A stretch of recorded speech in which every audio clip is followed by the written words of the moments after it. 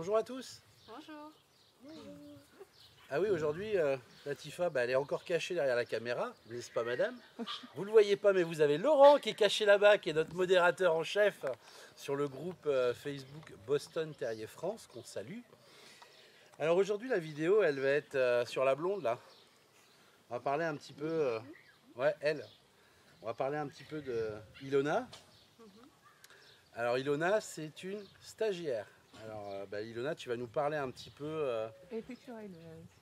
Ah oui, et future éleveuse, faut pas l'oublier. Mais tout ça, elle va nous l'expliquer. Hein. Moi, j'arrête de parler, parce que de toute façon, je suis une pipelette, hein, n'est-ce pas? Donc, elle va vous expliquer un petit peu son parcours scolaire, et puis comment elle voit l'avenir, etc. Ouais, vas-y, on t'écoute, c'est toi qui parles maintenant. Moi, je suis plus là, je suis caché. Donc, je m'appelle Ilona, j'ai 18 ans et je viens du Var. Donc là, actuellement, je suis en BTS donc, pour apprendre toute la gestion pour ensuite me lancer. Donc, c'est un BTS qui est basé sur la conduite et la gestion d'une entreprise agricole, donc qui dure 2 ans et qui me reste encore 1 an. Voilà. C'est un bon début, hein. Ouais. C'est vrai que ça t'aide, le fait d'avoir ce côté scolaire à côté, t'aide à Avoir la base.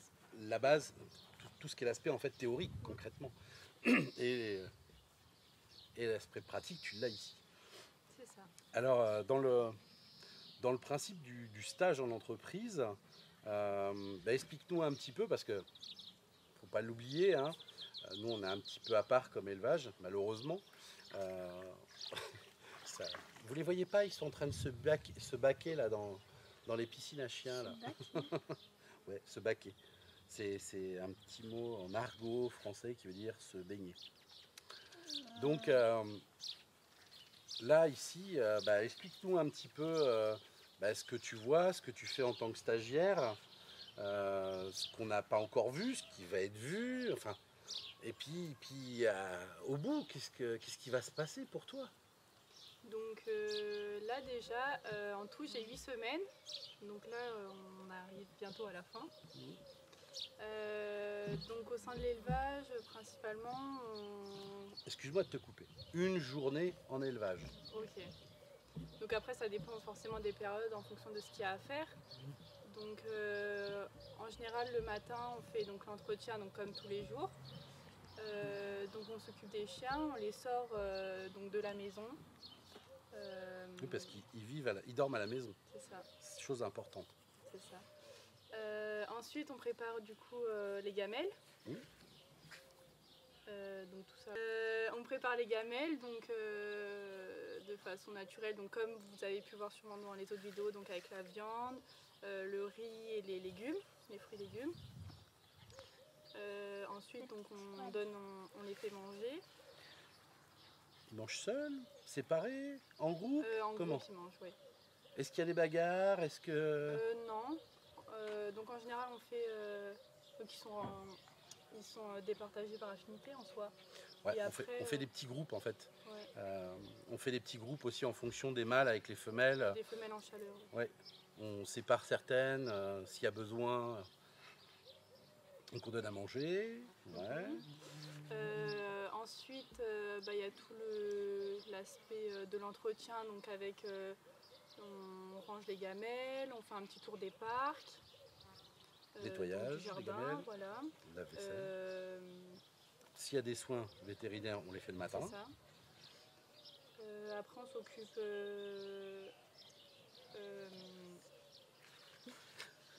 du nettoyage. Ouais, donc on fait le nettoyage, donc tout ce qui est, comme je disais, gamelles, les caisses. Voilà. Les lieux en fait où voilà. les chiens dorment. Il y a aussi maison. la nurserie aussi. Ouais, ça c'est après. Ensuite, donc on va s'occuper des chiots, donc avec la nurserie, donc le nettoyage complet. Donc on s'occupe aussi s'il y a des soins à faire à des mamans. Là dernièrement, qu'est-ce que tu as vu comme soin qu'on a fait sur une maman? On a enlevé les fils de furie. Ouais. Césarienne. C'est ça. Et c'était comment? Purulent? Non, c'était propre. C'était propre, voilà. Propre. Mais on l'a fait donc la maman, ça faisait 2 semaines qu'elle avait mis bas. Donc, enfin, mis bas, qui avait eu la césarienne. Que quand on enlève les fils un peu trop tôt, le problème souvent c'est que les chairs peuvent être encore un petit peu à vif et elles ne sont pas totalement cicatrisées. Moi je préfère attendre plutôt 15 jours pour être tranquille. Donc tu as vu que finalement c'était un acte assez simple, mais il faut savoir faire. Comme tu as pu voir, c'est simple en fait. Tu as le petit gestuel en fait, à faire avec du matériel stérile, chose importante. On ne fait pas ça avec les ciseaux de la cuisine. Non, on essaye de faire les choses quand même proprement et avec le bon matériel.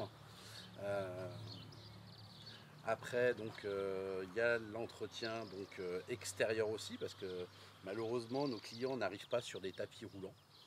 Donc, il ne faut pas oublier qu'un élevage aussi, c'est un lieu de visite. On ne peut pas dire public, parce qu'on n'est pas un zoo, mais, parce que ça reste dans notre propriété. Mais ça reste toujours assez propre. Il faut que ça soit propre, voilà. Et puis, il faut que ça soit propre aussi bien pour les gens qu'on accueille, mais pour nous aussi, c'est très important. Parce qu'à partir du moment où on a un lieu de vie qui est propre, accueillant, agréable, fleuri, toutes ces choses-là, ça fait du bien aussi moralement.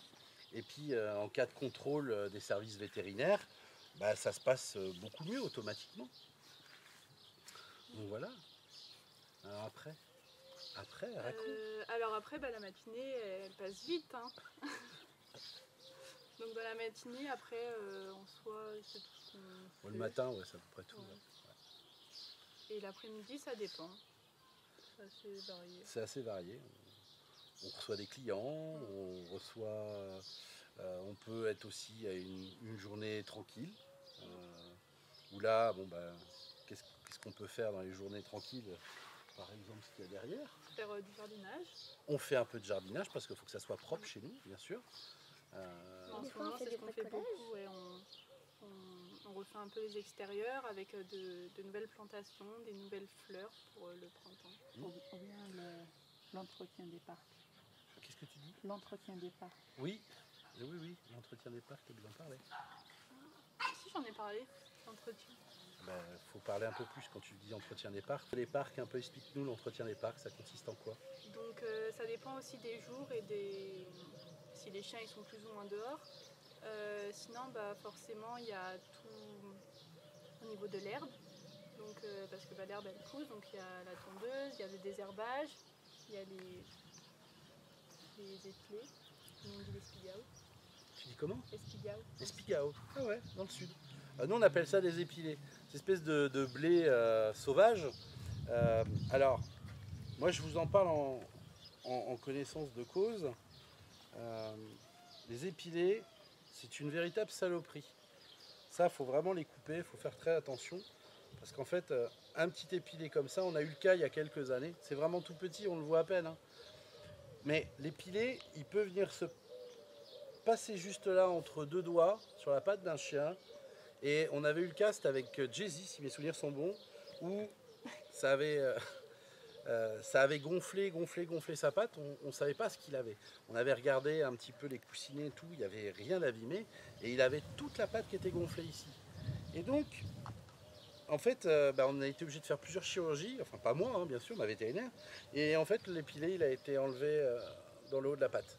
Donc il a fallu ouvrir à plusieurs moments, c'était assez difficile à vivre, mais il a fallu faire attention. Voilà. C'est pour ça que tout ce qui est épilé, faites bien attention pour vos chiens, c'est important. C'est pour ça que l'entretien est important des parcs, du jardin aussi, parce que autant nous avons des installations, autant il y a des gens qui n'ont pas vraiment d'installation, donc c'est important. Et puis, on fait aussi des petits trucs comme ça.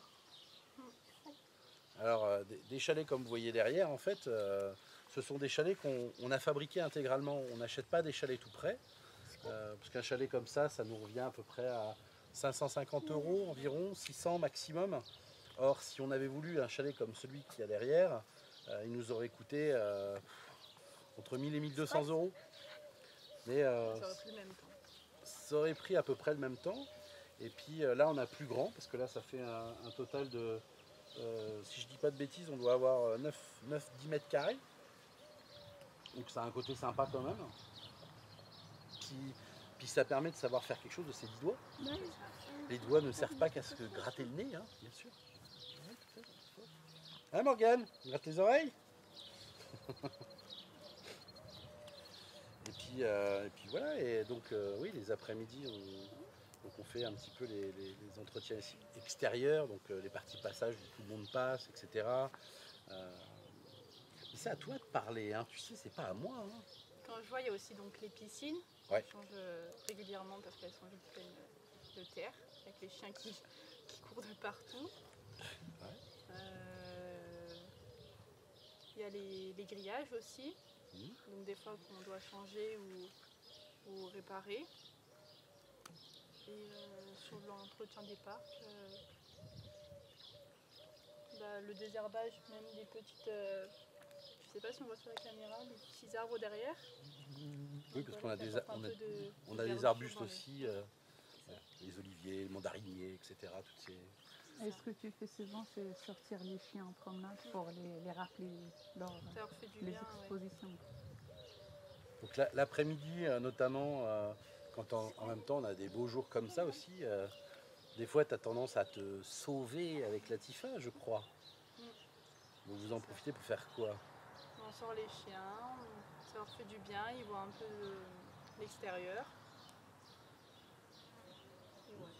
Enfin oui. Et puis elle travaille un petit peu, on travaille un petit peu les chiens, les chiots, on fait l'éveil aussi des bébés, beaucoup de manipulations, voir si tout va bien. On vérifie tout en fait. Ouais, c'est ça. Et ouais. Et puis après il y a aussi ce que tu peux voir aussi quand on a des clients qui viennent pour remplir tous les papiers, les bons de commande ou les attestations de vente, que ça soit de la réservation au départ en fait, toutes ces choses-là, c'est quelque chose que tu vois. Tu as l'accès aussi à la comptabilité. C'est ça, ouais, la transparence de l'entreprise. J'ai un peu, le fait d'être sur place, d'être logé sur place. Je suis là du matin jusqu'au soir, donc c'est vrai que tout est transparent et je peux vraiment tout voir, donc c'est ça qui est vraiment top pour apprendre. Je pense que c'est important aussi. Totale. C'est ça aussi, quand on veut, je pense que c'est quelque chose qui est... Au revoir Morgane. C'est quelque chose qui est important aujourd'hui, c'est de pouvoir, comme toi, lorsqu'on veut devenir éleveur, je pense que c'est important de pouvoir tout voir. Parce que, contrairement à ce qu'on peut voir avec les formations en ligne, etc., qui concrètement valent pas grand-chose, parce que ça va être de la théorie que tu vas voir, mais théorie administrative. Mais tu n'as pas la pratique, voilà. Alors que c'est vrai que là, tu vis sur place en autarcie avec nous. Tu profites vraiment de tous les instants. Ça peut être de partir en césarienne à 3h du matin ou de veiller même la nuit dans les chiots avec nous. Enfin, voilà, voir toutes les facettes de l'élevage en fait finalement. Et c'est vachement plus intéressant, je pense. Et tu as vu pas mal de choses chez la vétérinaire. Donc on a vu déjà pour les chiots, donc tout ce qui est identification, les vaccins. Ouais. Chez la vétérinaire, ouais. Ensuite on avait vu les saillies, quelques-unes. Ouais. Saillies naturelles. Et insémination. Et insémination, voilà. Chez la vétérinaire. Les échographies à la maison. Oui, c'est ça. On avait fait quelques échographies. Et après on voit les soins. On fait aux chiens. Ouais. C'est ça. Ça fait quand même des bonnes journées. Hein. C'est ça. En fait, on s'en rend pas forcément compte, mais c'est vrai que moi, comme j'ai expliqué... Ah bah ça y est, on a le jardinier en chef. On enlève les mauvaises herbes. Et c'est vrai que... As-tu fini? Donc c'est vrai que le fait que je me spécialisais dans le Boston, donc c'est un vrai avantage de venir ici. Donc déjà au niveau de l'encadrement, qui regroupe un peu l'élevage que je veux faire donc dans le bien-être. Et c'est vrai qu'on voit aussi l'aspect tout général de l'élevage et pas que les chiens. Donc aussi le fait d'aller voir une vétérinaire bien spécialisée, ça aide beaucoup. Donc quand elle explique ce qu'elle fait et c'est vraiment bien. Donc c'est vrai. Je sais pas quoi dire. Et est-ce que tu trouves toutes tes réponses, les réponses à tes questions que tu poses? Donc c'est vrai que ici, enfin, le fait que ce soit transparent, on peut un peu tout demander. Et enfin, on peut clairement tout demander. Et il n'y a rien de... Il n'y a pas de tabou en fait.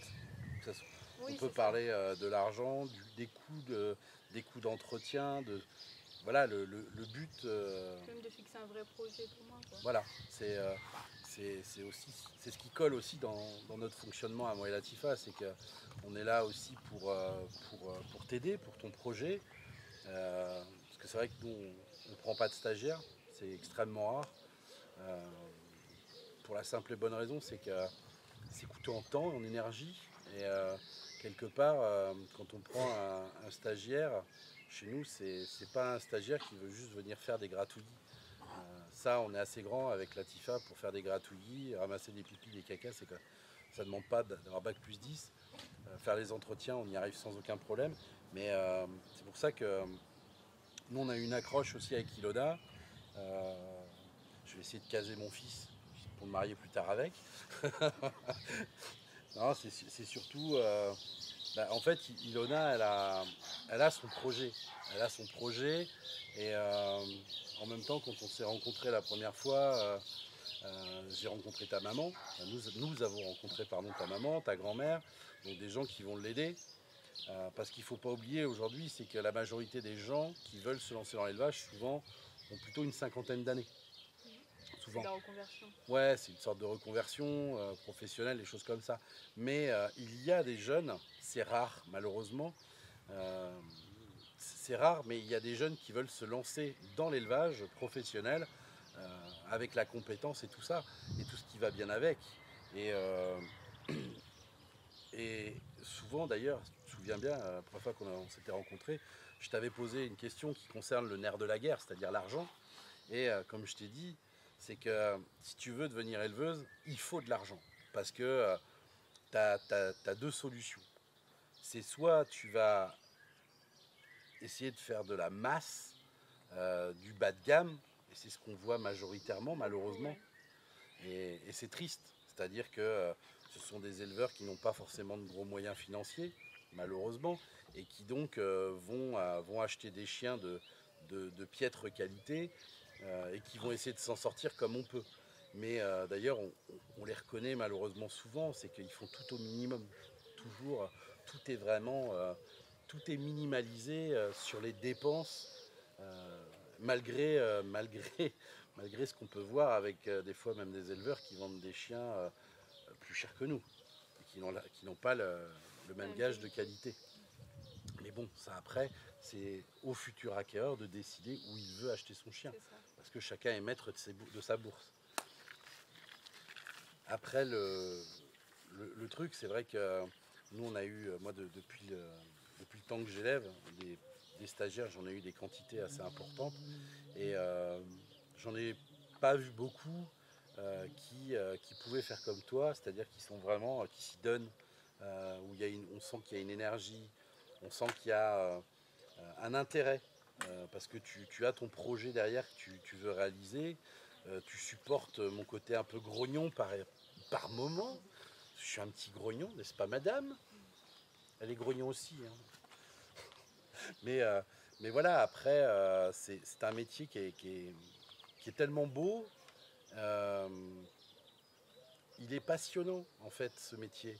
Et j'ai vu dans ma carrière d'éleveur beaucoup de stagiaires qui arrivaient là, un peu comme une voie de garage.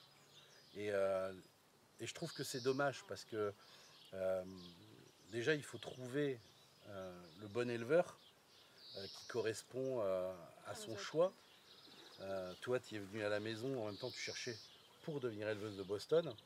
Euh, et c'est vrai que c'est très important, en tant que stagiaire aussi, d'aller sélectionner un élevage qui correspond à tes attentes.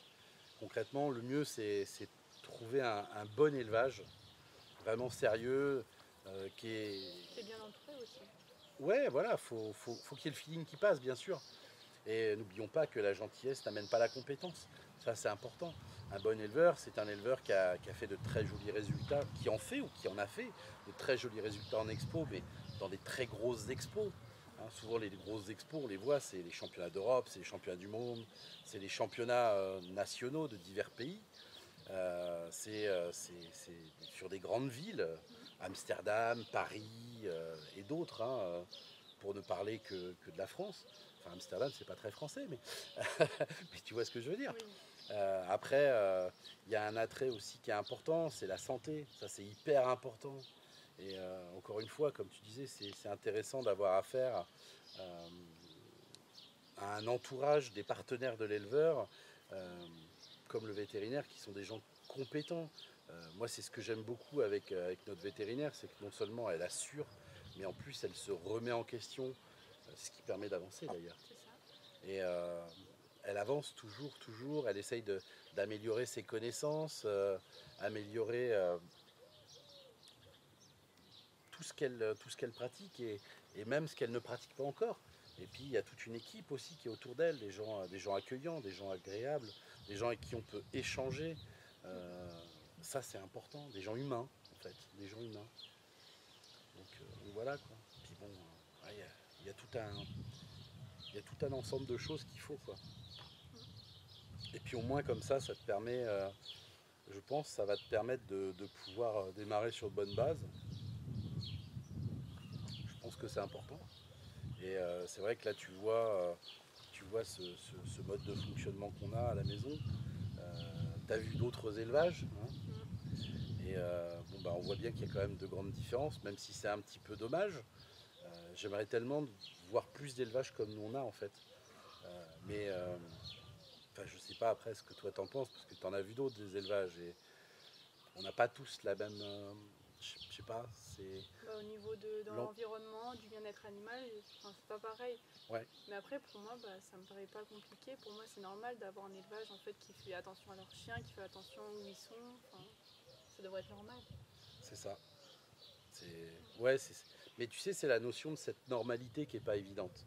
C'est très compliqué. Comme lorsque des fois je discute ou j'ai discuté avec d'autres éleveurs où on parle par exemple de tests de santé. Moi on me prend pour un fou, un illuminé parce que je fais énormément de tests de santé. Oui, mais ça permet de se sécuriser déjà. Vu que tu vis avec nous, tu vois bien que on dort paisiblement, on n'est pas là en train de se méfier. Est-ce qu'il va y avoir un huissier de justice qui va taper à la porte ou la police ou je sais pas quoi pour des problèmes. Enfin, tu vois bien qu'on ne va jamais à la police. Hein. Donc voilà, c'est parce qu'on est tranquille, parce que y a une certaine qualité de travail qui est fait et ça sécurise aussi bien nous en tant qu'éleveurs que le futur acquéreur quoi. Et ça c'est important. Et quelque part, tu vois, en bossant avec nous, ça t'apprend aussi à pratiquer un peu de la même façon. Et ça va t'aider pour toi te sécuriser aussi. C'est important. C'est. Ouais. Puis bon après, là, t'as vu aussi, on a le petit groupe Facebook. Hein Laurent, n'est-ce pas? Et là. Ah, c'est rien. Un coup de vent. on a le groupe Facebook où on essaye d'être dans une ambiance bonne enfance, où il n'y a pas d'annonce de vente de chiens. Pas on de est là. Commerce. Voilà, il n'y a rien de commerce. On est là, c'est plus un lieu de partage. On essaye d'aider au mieux les gens.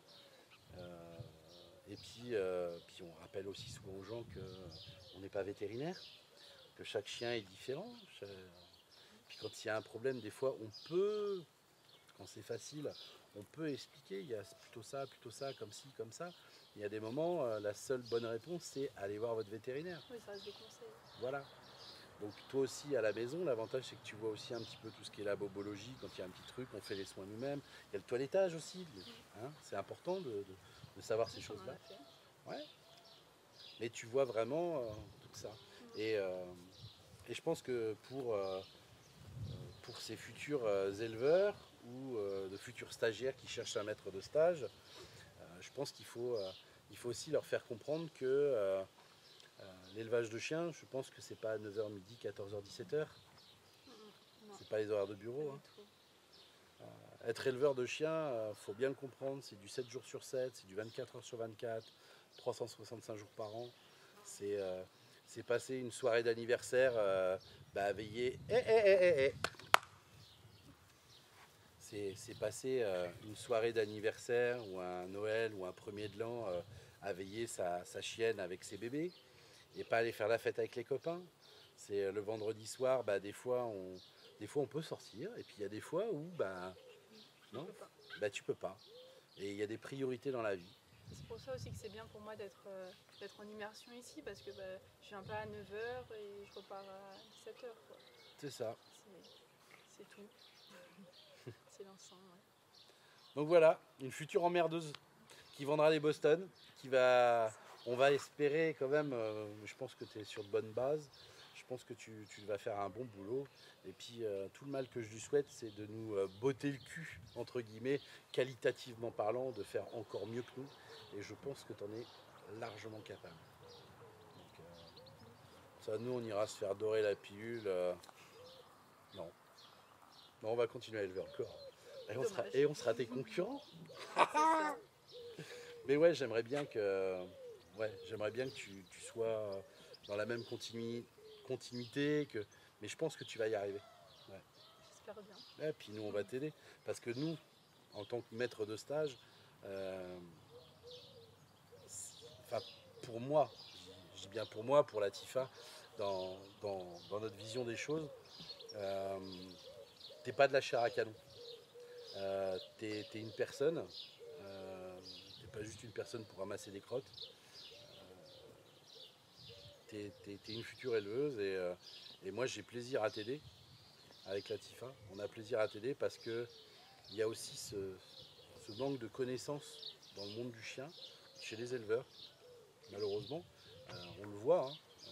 Il y a quand même beaucoup de jeunes éleveurs qui vont à tâtons et qui manquent cruellement de connaissances parce que c'est un milieu qui est un petit peu trop fermé, je trouve. Les éleveurs ne veulent pas assez partager, c'est dommage. Ils n'ont pas le temps, ils n'ont pas l'envie. Non, je dirais qu'il y a énormément de vendeurs de chiens. Mais je pense, dans ma vision des choses, un éleveur de chiens, c'est avant tout un passionné. Et quand on est passionné, on a un peu de pipelette. On parle de notre passion, de notre métier, tout ça. Il y a un partage, quoi. Enfin voilà, quoi. Bon. Moi, je vais vous laisser. Puis, tiens, tu sais quoi? C'est toi qui fais le mot de la fin. Salut. Bon, je vous laisse alors vous abonner, liker si ça vous a plu et commenter si vous avez des questions. Voilà, à bientôt.